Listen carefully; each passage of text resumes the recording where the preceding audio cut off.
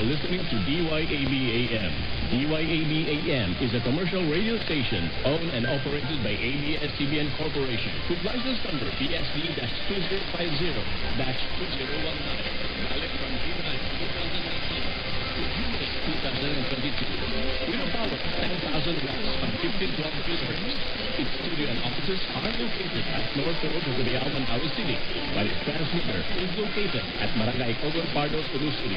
DYAB-AM operates under the supervision of an electronics and communications engineer, duly licensed by the Professional Regulation Commission, Engineer Bernardo M. Acosta, and carried out by the following personnel, duly licensed by the Professional Regulation Commission and the National Telecommunications Commission: Engineer Melvin Acosta, Engineer Jose Rizaldi Omiti, Len Benavente, Engineer Peter Martin Alcopara, Engineer Benjamin Haim Jr., Engineer Erwin Tumula, Albert Garfield, Sandro Tumais, Virgilio Villanueva, Valeriano Villar, Silvina Jose Roberto Antonio, Pedro Alejandro, Alba Fernandez,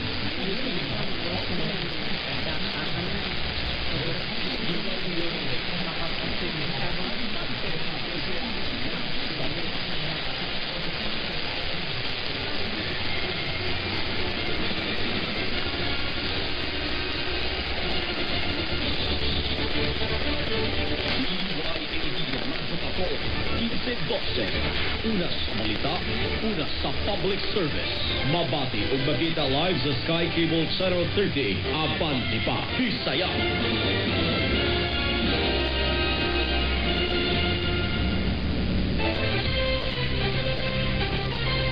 May mugtang mga kapamilya, welcome sa unang bahin sa kini ang Radio Patrol Morning Edition. This is DYAB 1512. Ang karoon ako ng paminaw na nababagbuka sa Gising Pilipinas, ang mother station DZMM, Metro Manila.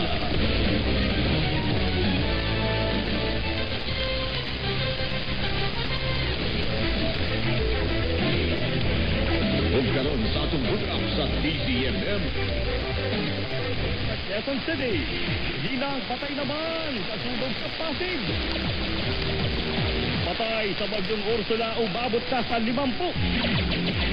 2 sa 4 na Pinay na ospital matapos masugatan sa aksidente sa Singapore, nakalabas na. Sa police report, 2 suspect sa panguhold at pananalisi sa Las Piñas, arestado. Sa Pasada Probinsya, 5 magkakaanak patay sa salpukan ng tricycle at van sa Quezon. Sa sports balita, Utah Jazz itinalang ay 3 sunod na panalo matapos tambakan ng Detroit Pistons. At sa balitang showbiz, kapamilya sa celebrities humataw sa ABS-CBN New Year Countdown sa BGC.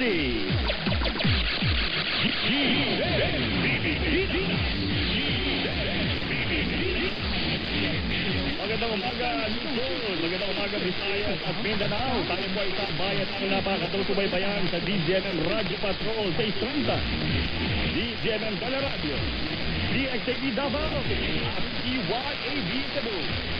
Kami po ay inyong tagapaghatid balita. Ako po si Justin Hermanes. Narito na ang unang rasyada ng mga nagbabagang balita.